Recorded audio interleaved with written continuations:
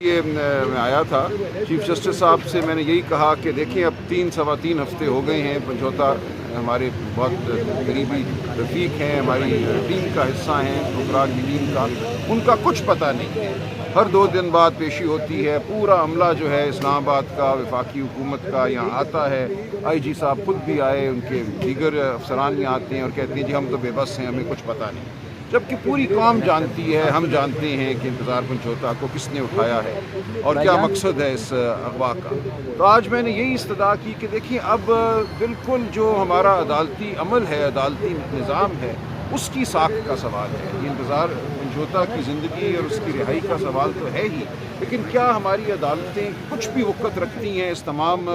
نظام میں، یا صرف یہ نمائش کے لیے عمارتیں ہیں، نمائش کے لیے یہ کمرے ہیں؟ اگر عدالت کا کوئی اثر ہونا ہے ریاست پر، ریاست کو اگر عدالت نے روکنا ہے ان کاموں سے، اغوا کاری سے، لوگوں کی عزتوں کو محفوظ بنانا ہے، تو یہ اب وہ مقدمہ ہے جس میں آپ کو کچھ کرنا ہوگا۔ تو ہم دیکھتے ہیں، جمعے کے لیے رکھا ہے، اٹارنی جنرل صاحب نے کہا ہے وہ خود پیش ہوں گے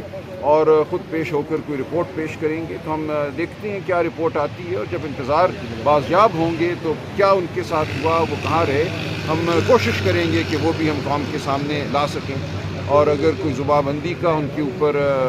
فرمان ہے تو اس کو وہ توڑ سکیں اور حقیقت عوام کے سامنے لا سکیں، اور انتہائی افسوسناک کی صورتحال ہے۔ تو پہلے بھی میٹنگ میں جنرل صاحب یہ باور کرا چکے ہیں کہ وہ بہت جلد انتظار کے سامنے آئیں گے، لیکن اس سماعت میں بھی انہوں نے مزید وقت مانگا ہے، تو 2 روز کا مزید جو وقت ملا ہے، تو اب لگتا ہے کہ جمعے تک باہر آ سکیں گے؟ دیکھیے لگتا ہے، دیکھیں جمعے تک آ بھی گئے تو 4 ہفتے تو ہو گئے نا، 4 ہفتوں میں جو انہوں نے ان کے ساتھ کرنا تھا وہ کر چکے ہوں گے۔ تو یہ تو یہی ہو رہا ہے کہ آپ کسی کو اٹھا لو، اپنی مرضی کے مطابق اس کے ساتھ سلوک کرو، اور جب دل بھر جائے تو اس کو چھوڑ دو۔ تو عدالت میں آنے کا ہمیں کیا فائدہ ہوتا ہے؟ عدالت میں آنے کا فائدہ تو تب ہو کہ ایک اغوا ہے، کوئی ایف آئی آر نہیں ہے انتظار کے خلاف، کسی تھانے میں ان کو پیش نہیں کیا گیا، کسی عدالت میں پیش نہیں کیا گیا، وہ بس گمشدہ ہیں۔ تو اس گمشدگی کے خلاف میں سمجھتا ہوں اصل جنگ ہماری ہے ہی یہ، ریاست کی جو یہ طاقت ہے کہ بغیر کسی قانون کے، ہر قانون سے ماورا وہ جو چاہے کر سکتی ہے، اسی طاقت کے خلاف ہمیں کھڑا ہونا ہے۔ جب عمران خان کہتے ہیں حقیقی آزادی ہمیں چاہیے، تو یہ مطلب ہے ان کا کہ ہم نے ہر انسان کی عزت کو، ہر انسان کے گھر کو پاکستان میں محفوظ بنانا ہے۔ جس دن یہ ہو گیا اس دن ہم آزاد ہوں گے، وہ چاہے بلوچ ہو، چاہے پختون ہو، سندھی ہو، پنجابی ہو، پاکستان کے کسی بھی خطے کا فرد ہو، آزاد کشمیر، گلگت بلتستان، ہم سب اس وقت اس خوف کے تحت زندگی گزار رہے ہیں۔ ہو سکتا ہے میں وہاں جاتے جاتے اغوا ہو جاؤں، 4 ویگو ڈالیں آئیں، مجھے اٹھائیں لے جائیں، کوئی مجھے نہیں بچا سکے گا، کوئی عدالت نہیں بچا سکے گی، کیونکہ اس ریاست کے ضمیر میں میں سمجھتا ہوں لاقانونیت جو ہے بھر دی گئی ہے۔ ہر 10-12 سال ہم عدالتی نظام پر، شرافت پر، سیاست پر حملہ کرتے ہیں، سیاسی پارٹیوں کو تتر بتر کرتے ہیں، ججوں کو خوفزدہ کرتے ہیں، اور پھر کہتے ہیں ہمارا عدالتی نظام کیوں اچھا نہیں ہے، ہماری سیاسی جماعتیں کیوں اچھی نہیں ہیں، کیوں اچھے لوگ سیاست کی طرف نہیں آتے، جو آنا چاہے اس کے ساتھ کیا سلوک ہوتا ہے، الیکشن میں دھاندلی کی جاتی ہے، اس کو ڈرایا دھمکایا جاتا ہے۔ میں آپ کے سامنے کھڑا ہوں، اس تمام عمل سے میں خود گزر رہا ہوں۔ اس لیے ہمیں اب سوچنا ہوگا کہ ہم نے اس ریاست کو، اس ملک کو کہاں لے کر جانا ہے بطور انسان اور بطور قوم۔ سر یہ بتائیے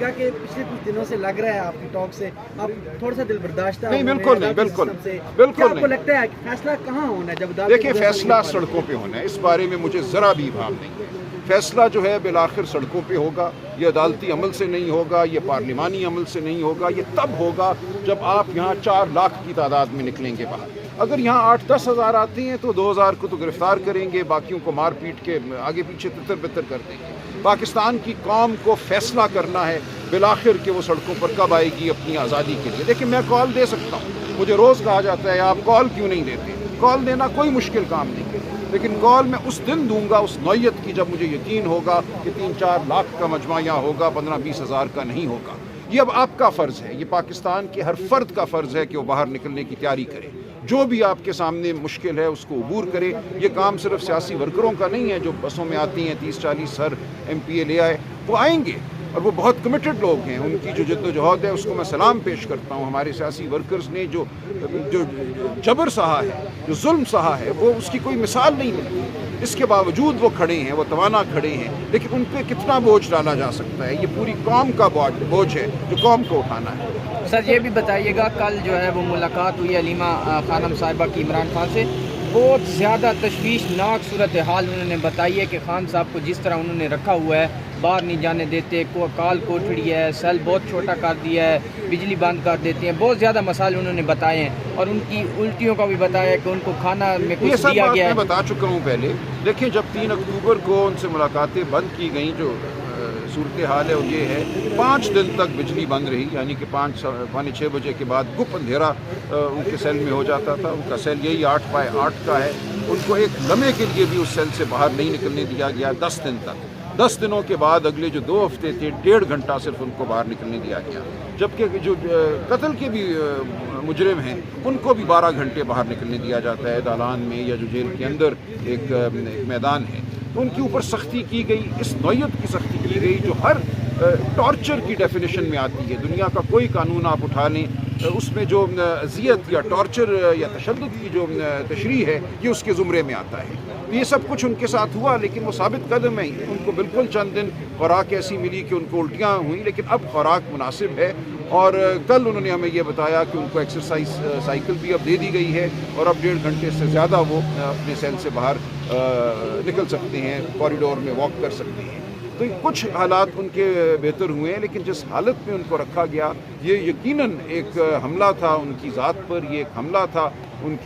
کے احترام آدمیت پر۔ بشرا بی بی سے میری 2 دن قبل پشاور میں ملاقات ہوئی، انہیں جس جگہ رکھا گیا وہاں اوپن سیور تھا جس میں سے چوہے نکلتے تھے۔ وہ کہتی ہیں کہ میں جب جا نماز پہ بیٹھتی تھی نماز کے لیے تو چوہے میرے ارد گرد دوڑتے تھے، رات کو چھت سے چوہے نیچے گرتے تھے بستر کے اوپر یا جو بھی چٹائی ان کو دی گئی تھی۔ تو یہ ایسی صورت دیکھ لی ہے ان لوگوں نے، لیکن اس کے باوجود یہ ثابت قدم ہے۔ خان صاحب نے کل باشگاف الفاظ میں کہا کہ میں ہار ماننے والا